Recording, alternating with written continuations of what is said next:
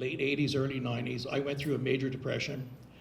I was suicidal. I attempted suicide. And coming out of it, I realized there was nothing for men. There was no place for me to go to get help. Surprise, surprise, there's still no place to go. We were given a great opportunity to have this event happen by Grant Marion Construction giving us a fantastic donation. And we got, people, we got about 85 people showed up. We were hoping for 130, but, for the first one ever, a men's summit and bringing awareness to men's needs. It's awesome to see so many men and women here, men across generations, cultural backgrounds, race. It's important we all get together and act as a community. I am a 32-year-old male. I'm from Ottawa. I grew up in Carleton Place, but I am a award-winning mental health speaker and advocate. I'm also the promotions coordinator for Jump 1069 and Boom 99.7 in Ottawa, and a volunteer with the CMHA Champlain East Division. The core of what I do and why I believe in speaking about this is because I believe we as men can be better for ourselves, the people around us in our life, and our communities. I started in 2015, and I first shared my story with a tweet. And when I learned how much support I got and how many people not only felt comfortable supporting me, but sharing their story, I know it sounds cliche, but I started to learn that I'm not alone in my own struggles, and learning that just by sharing my own story could help other people, whether it's not feel alone or have the courage to speak up about their own stories and seek help. I just learned that that had a lot of power, and for me it was very fulfilling. And so ever since then, I just was sharing my story, and then over the years I just learned things about myself and things about life that I thought would be beneficial to not only everybody, but men specifically. So ever since then, I just would love sharing my story and helping people. When we talk about men's mental health, there's really two issues at play here. So we hear a lot about the male loneliness epidemic, men feeling alone, we're being left behind in education, in career advancement, in success, and men are really feeling alone and that they've lost their place in this world, and what is their role?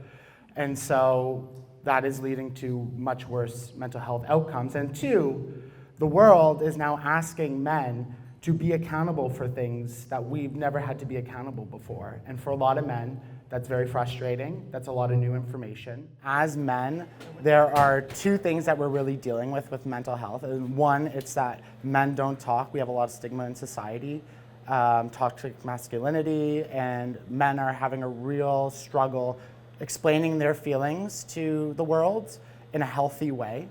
And then we're also being asked to be held more accountable. So this was the first time I've ever done a speech on communication, but I felt it was important because in order to properly express ourselves as men, and as anybody, right, you need to have communication skills, not only to share your story or share your feelings in an appropriate way, but also how to receive things from people, right? Communication is two ways. And if we want to help people, we need to understand their perspectives and their experiences. And not only is that going to improve your well-being as a man or as a person, but the people around us in our communities as well. People often generalize, and I need to make it understand not everything applies to you, and that's okay. So we're gonna, I think as men, particularly men who spend some time online, you're gonna hear the words, all men. All men are this, all men are that. And I think it's important to remember as men, if I'm not that, that doesn't apply to me. And you can take that moment to be like, I'm not that. So obviously it can be frustrating and sit in that discomfort when people are sort of targeting what seems to be yourself and all men. I know I've been there in the past, but really, it doesn't apply to you. If it doesn't apply to you, it's not about you. It is okay to not understand the things that people have been talking about for generations because it seems like new information to you. And what I say to men is, it's okay to be uncomfortable. We're being asked to be accountable in things in life that we've never really had to before. And sometimes as younger men, it feels like we're paying for some of the problems that other generations before us have done. And I think it's okay to sit in that discomfort, but when you really listen to people and you explore empathy and understand their perspective and experiences, you realize that, they're not personally attacking you as a man. They're talking about the systems. They're talking about, masculinity as a whole. So if you know that you're a good person and you're striving to be better for the people in your life and yourself, it's really not something you have to take too personally. Not everything is about you, and that's okay. Social media can be a great thing to connect us all, but we need to use it in a healthy way. And as men, we like to think we're the leaders, so let's lead by example. Social media, it greatly affects the way we communicate as humans, and it's changed the game. Not only has it given us the ability to reach new people, hear stories, first-person stories that we've never heard before, but it also muddies the water because there's just so much information, there's so much misinformation, disinformation, bad actors, people doing it for money. So it's muddied the waters on, what humanity is and, what our perception of the world is. And it's important for men and people to understand that when you take care of yourself offline, right, you're doing your best to optimize your mental health and your wellness, that you can use these tools in a much more productive way. You can reach people with your common goals and your common values, and you build community together, because that's, I think, as humans, what we want, right? We want to build community with like-minded people and feel like we're not alone and that people are listening to us. So if we're taking care of ourselves and we're aware of the dangers of social media, we can use social media in a much more productive way. I want to name that this is all based on John Gray. Dr. John Gray, Men Are From Mars, Women Are From Venus, or Mars on Ice, Venus on Fire. So maybe you've heard of that book before.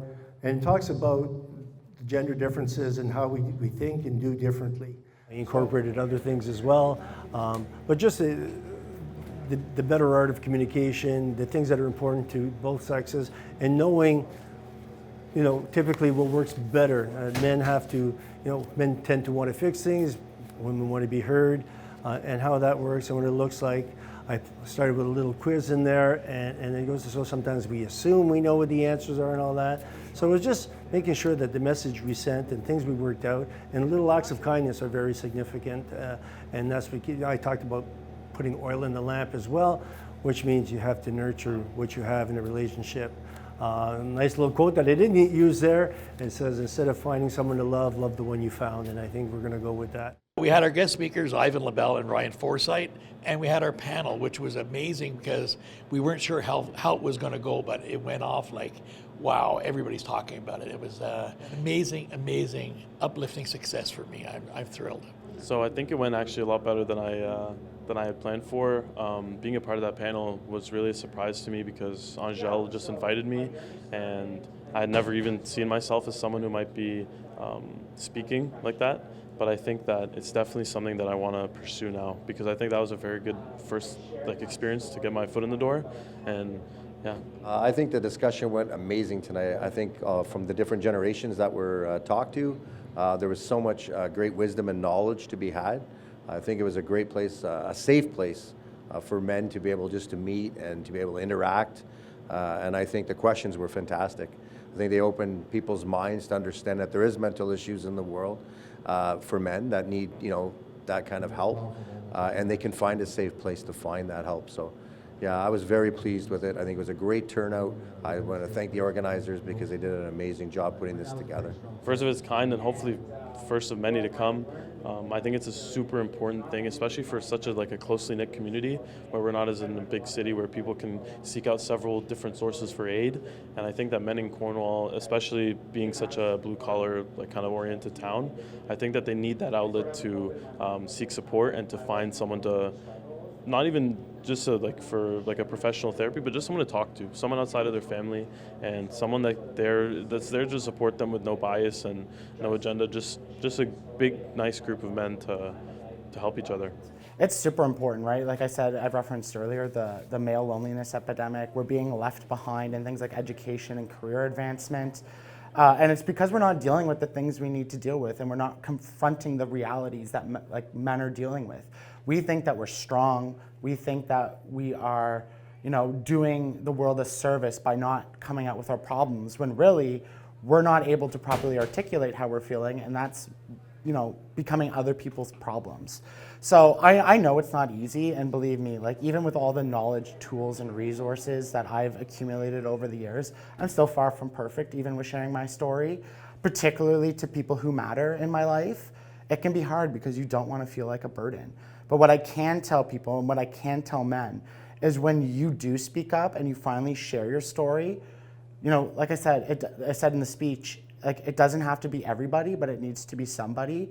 It frees you from a weight. Like it feels like when you're struggling and you're not talking about it, you're dragging around 100-pound weight around you. So when you can free that up and you can start to find the solutions you're looking for and feel better, it's going to open your mind and opportunities to so many different areas of your life that you can finally achieve the goals that you want to achieve. Okay, so you are not a burden, and like I said, this is something I continue to feel with, but a lot of the times, we bottle up our emotions because we don't feel that our feelings or our emotions or our needs are valid and important.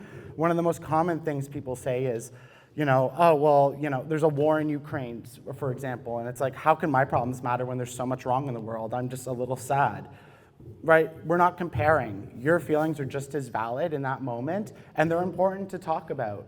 And I guarantee you, whoever that feeling is against, whether it's your partner or a coworker or your best friend, if they love you, your feelings matter to them. So it's a huge hurdle we need to get over as men. I hope they leave knowing that they're not alone. And men have to know they're not alone. And I want the men and the women, to pay attention to their man. And when they're looking down and not feeling right, ask them the questions. And, we're talking a lot about communications and getting things done. Let's learn how to talk. Let's get back to talking. Let's get back to the communication. And I'm going to just say a little thing here. I am going to be seeing a psychologist in the next few days. But I sat and talked to my wife before because I needed help. And there's no harm and there's no shame in asking for help. And I'm happy I'm doing it. I feel we got the ball rolling. I feel there's things that are happening now that I'm not going to take credit for, but we've been a voice. Gabriel was aware of that. We've been a voice of the Man and Man Show and stuff like that.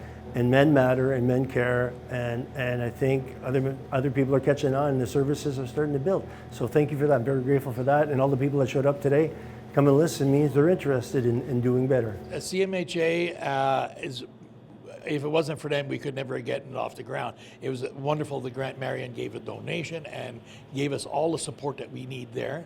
But the CMHA and MinTalk are the ones that put it together. And I'm grateful to the people that were there from CMHA, Grant Marion, and the ones from MinTalk who helped us along the way.